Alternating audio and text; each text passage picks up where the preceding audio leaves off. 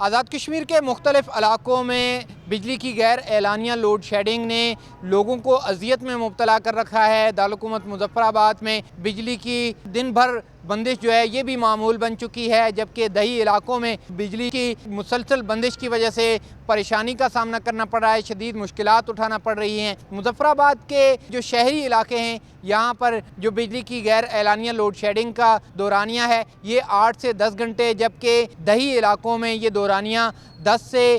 14 گھنٹے تک جو ہے وہ جا پہنچا ہے، جبکہ مختلف علاقوں میں بجلی کی غیر اعلانیہ لوڈ شیڈنگ کی وجہ سے جہاں پر لوگوں کے کاروبار متاثر ہو رہے ہیں، لوگوں کا جو ذرائع آمدن ہے وہ بھی متاثر ہو رہے ہیں، تو لوگوں کا یہ کہنا ہے کہ آزاد کشمیر میں 450 میگا واٹ بجلی کی جو ضرورت ہے یہ بھی پوری نہیں کی جا پا رہی ہے، جس کی وجہ سے مشکلات کا سامنا کرنا پڑ رہا ہے لوگوں کو۔ لوگوں کا یہی کہنا ہے کہ جو حکام ہیں وہ آزاد کشمیر میں بجلی کی بلا تعطل فراہمی کے حوالے سے اقدامات کریں، جو بجلی کا جو ترسیل کا نظام ہے اس کو بہتر کریں تاکہ لوگوں کی مشکلات میں کمی لائی جا سکے۔ لوگوں کا یہی کہنا ہے کہ آزاد کشمیر کے مختلف علاقوں میں جہاں لوڈ شیڈنگ کی جا رہی ہے لوگوں کو مشکلات اٹھانا پڑ رہی ہیں، تو حکام کی معمولی دلچسپی سے ان علاقوں میں لوڈ شیڈنگ کا یہ جو مسئلہ ہے اس پر قابو پایا جا سکتا ہے۔ تو اس کے ساتھ ساتھ یہ مطالبہ بھی کیا جا رہا ہے کہ جو شہری ہیں ان کی جانب سے لوڈ شیڈنگ کی مسئلے پر جلد قابو نہ پائے جانے کی صورت میں